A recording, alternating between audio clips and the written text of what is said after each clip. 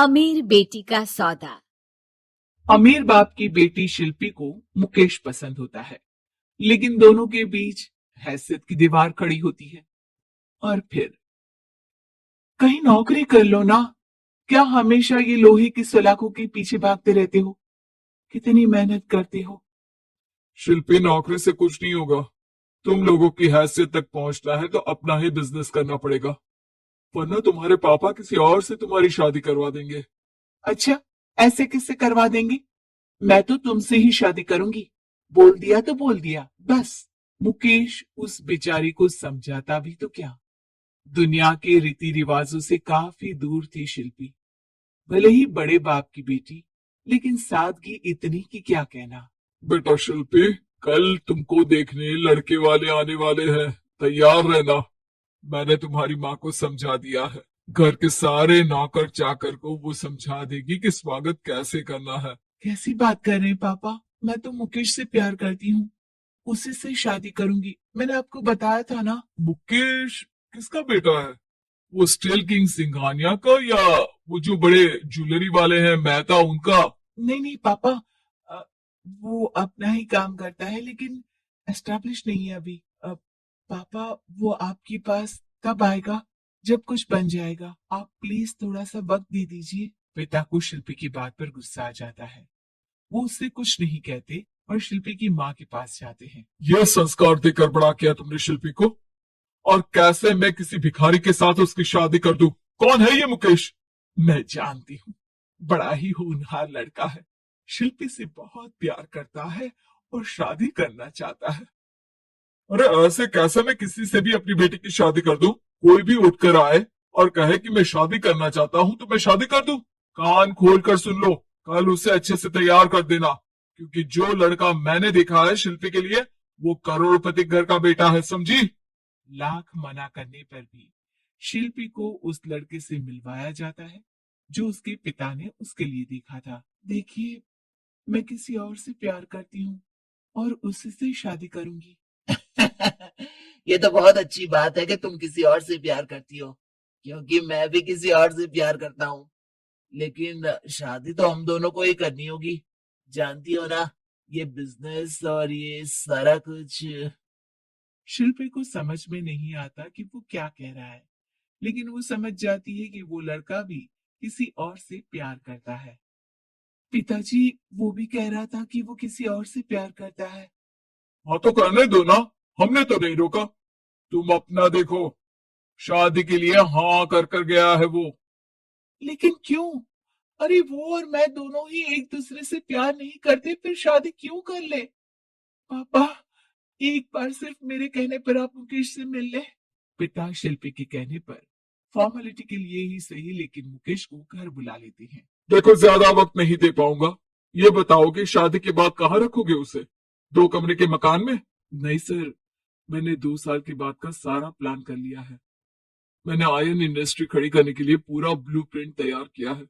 मेरी खुद की जगह है दादाजी की। बस थोड़ा फंड का अरेंजमेंट हो जाता तो काम शुरू कर देता। अच्छा, मतलब तुम यहाँ फंड रेज करने आए हो? मुकेश समझ जाता है कि उसके पिता शिल्पी की शादी उससे कराने के मूड में नहीं है। फंड आप कभी दे भी नहीं पाएंगे मुझे। मुझे तो सिर्फ शिल्पी चाहिए। मैं उसके बिना नहीं रह सकता सर। मैं उसे बहुत खुश रखूंगा। वो तो हर पति का धर्म होता है। वो तो मैं किसी से भी उसकी शादी करा दूं, वो उसे खुशी रखेगा। लेकिन देखो, मैं ज्यादा बात को घुमाना नहीं चाहता। वो बड़े घर की लड़की है, उसे काम काज की आदत नहीं। अभी वो समझ नहीं रही, लेकिन तुम तो समझो। मैं किसी भी हालत में शिल्पी की शादी तुमसे नहीं करवा सकता। मुकेश पिता से लाख मन्नत करता है, लेकिन वो नहीं मानते। शिल्पी की शादी उस अमीर लड़के से हो जाती है। शादी के बाद क्या हम लोग मेरी माँ के घर चले? मुझे उन लोगों की बहुत याद आ रही है।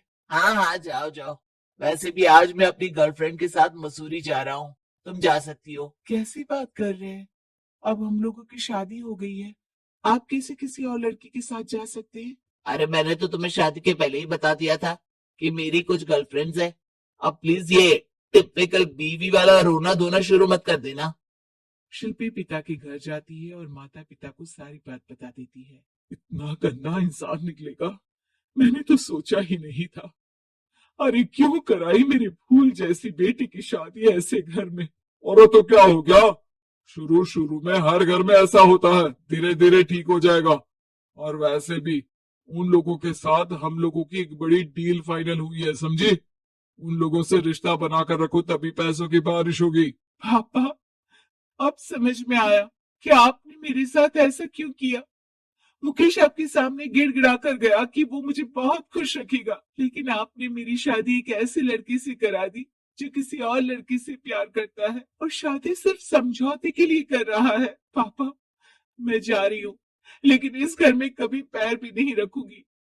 आपने मुझे सामान की तरह इस्तेमाल किया। माँ शिल्पी को बहुत रोकती है, लेकिन वो एक नहीं सुनती। कुछ समय बाद, शिल्पी, मुझे नहीं लग रहा कि अब हम दोनों के बीच ये शादी और रह पाएगी। मैं किसी और से शादी करना चाहता हूँ।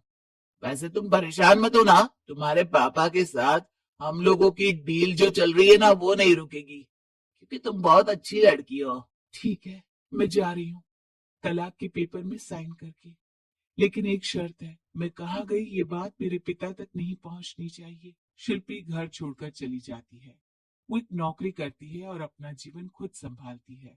लेकिन एक दिन, शिल्पी जी, आपसे मालिक मिलना चाहते हैं। मुझसे क्यों? शिल्पी मालिक के कमरे में जाती है, जहां सामने मुकेश होता है। अरे आप, आपको देखकर बहुत खुशी हुई, बहुत बड़े आदमी बन गए। थैंक्स, पर तुम्हें नौकरी करने की क्या जरूरत पड़ गई। मैंने तो सोचा भी नहीं था कि तुम मेरी शिल्पी होगी। तभी वहां शिल्पी के पिता आ जाते हैं। शिल्पी, तुम्हारे बारे में माँ से पता चला। घर चलो बेटा, मुझे माफ कर दो। मुकेश, मैं यहाँ अपनी कंपनी के काम के लिए आया हूँ। तुम्हारी कंपनी की डील अगर हमें नहीं मिली तो हम बर्बाद हो जाएंगे। वैसे अब तुम चाहो तो शिल्पी की शादी मैं तुमसे कराने को तैयार हूँ। बस करिए पापा, ये क्या सौदा लग रखा है आपने। जिस कंपनी से आपकी डील हो, अपनी बेटी की शादी उसी के घर करा देते हैं। शिल्पी मुकेश से माफी मांगती है और वहां से जाने लगती है कि मुकेश उसे रोक लेता है। रुको शिल्पी, ये सब कुछ तुम्हारे लिए है। ये कंपनी, ये नाम सिर्फ तुमसे शादी करने के लिए ही खड़ा किया था। मैं आज भी तुमसे बहुत प्यार करता हूँ।